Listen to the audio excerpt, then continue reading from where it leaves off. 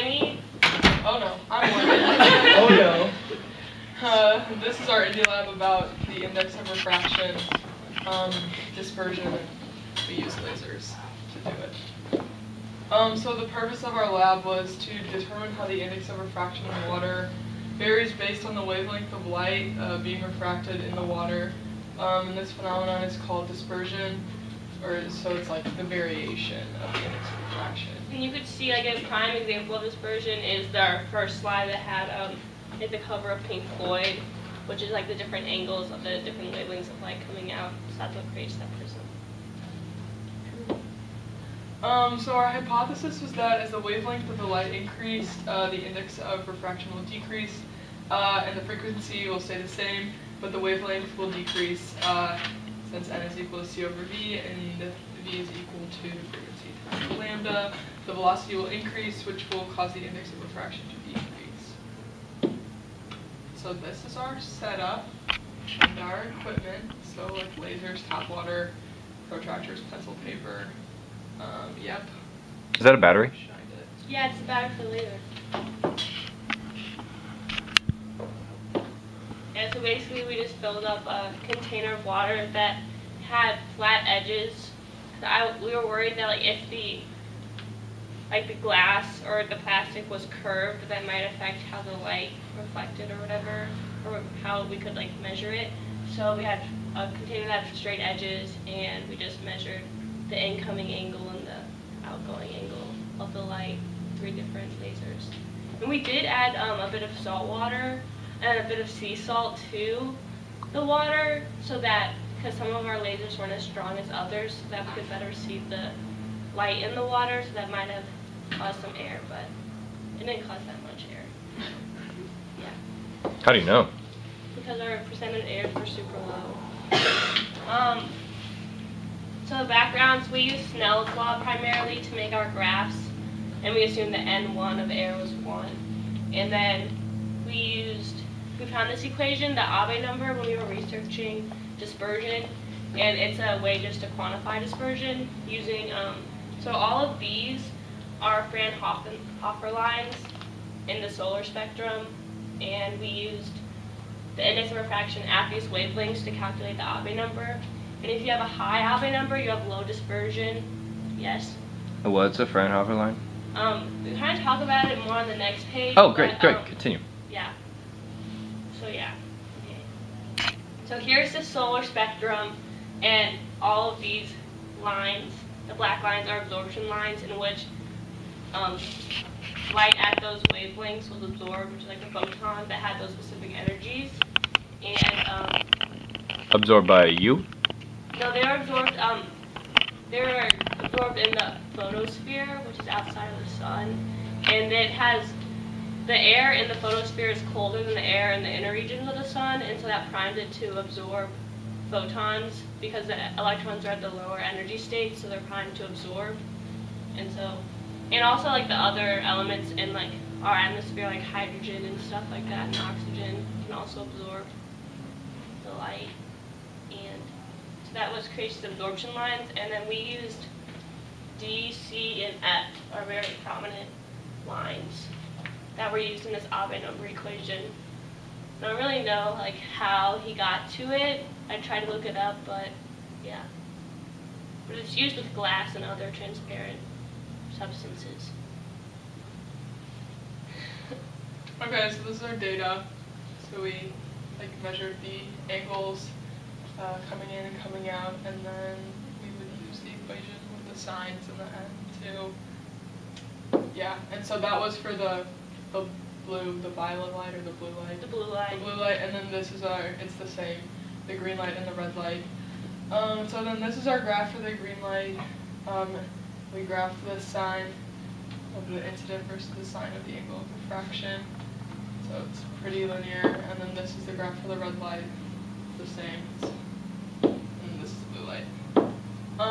So then this is an example of what our mathematical analysis looks like, where basically the most important part is just that the slope of the graph, it ends up being equal to like n2, because we know n1, and we have the signs of the angles. And so then our constant was the wavelength, which we know, and then m1 of the air, n is 1 of the air. And so then, I think like one of our other slides shows a graph of someone else's data for index of refraction versus wavelength. And Yeah, I so think it that was goes. good. So like this is the Yeah. example of the index of refraction versus wavelength. And But so ours has the same trend where it goes down inversely for index of refraction versus wavelength for water. yeah. Yeah, and then we just, to make it linear, we just put 1 over the x values, and then we got the equation to be the index of refraction is equal to 7.068 nanometers divided by wavelength. What? Yes? Is that exactly linear? Yeah. What is the correlation there? Because that is really, really linear. Shut up. That's How really- linear is that? I don't know. You gotta Wow. find the RMSE. Yeah, it does look pretty linear. Yeah, I'd be interested in that root mean squared error. Yeah. Okay. Wow. And then this is super cool.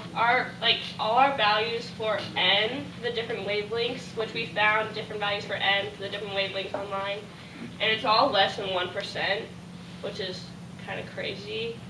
I don't know why, but it is.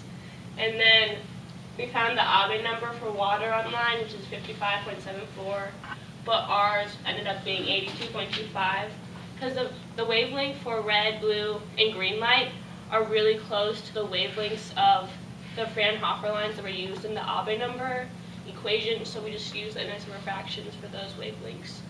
So of course there's some error there because they weren't the exact wavelengths, but it was pretty close. And that was 47.56% error on the Abbe number.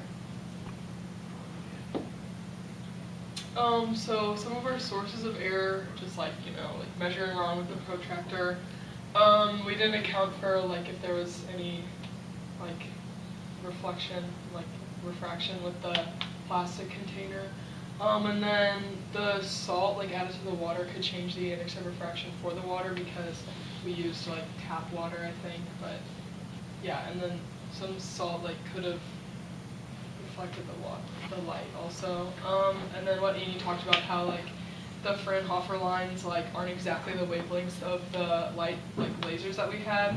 So we were assuming that we could use those index of refractions that we found experimentally, but they obviously were not exactly what is on the spectrum.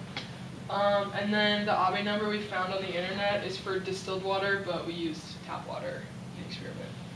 A little salt. So our conclusion is that, so even though we really focused on doing light and focusing on light in our experiment, we weren't able to just focus on light without also focusing on quantum, which we figured out during our research, learning about the absorption and emission lines and about how you have to absorb a photon that has the exact right amount of energy for absorption lines and stuff like that. And so we realized the relationship between light and quantum and how they go hand in hand, which is relevant to our class at this time.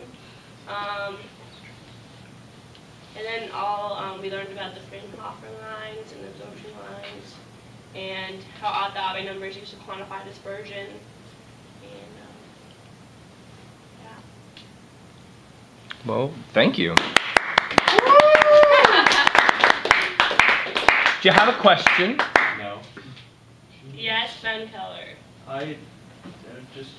Can you say the relationship again between the absorption and the emission, and then the actual index of refraction in the experiment measured? What? I'm just curious how those three things relate, because you talked about them relating, and I think So basically we found the Abbe number, which is a quantification of dispersion, and then we were looking into what is an Abbe number, and so that uses the index of refraction of Fraunhofer lines, which are absorption lines in the solar spectrum, so that's how we related the absorption to dispersion. So it's just like using the equation for Abbe number. Is it like just a historical How association? did you measure it? How did you measure dispersion then? Well, we measured it with our Abbe number. Like, that's how we quantified it, but we measured the dispersion is just how the different wavelengths have different angles and how they have different indexes of refraction, which was our whole experiment. Yes. Could you also quantify the dispersion just by the slope of that linear graph, the uberlinear one? I mean, I imagine a different one would have a different, like a diamond material would have a different slope. Yeah, Of I that would graph. assume so. Okay, I just didn't know how they all relate. Cool. Another question? Yes. Wait, how does the index of refraction depend on the wavelength of the light? Well, the index of refraction decreases with the wavelength of the light.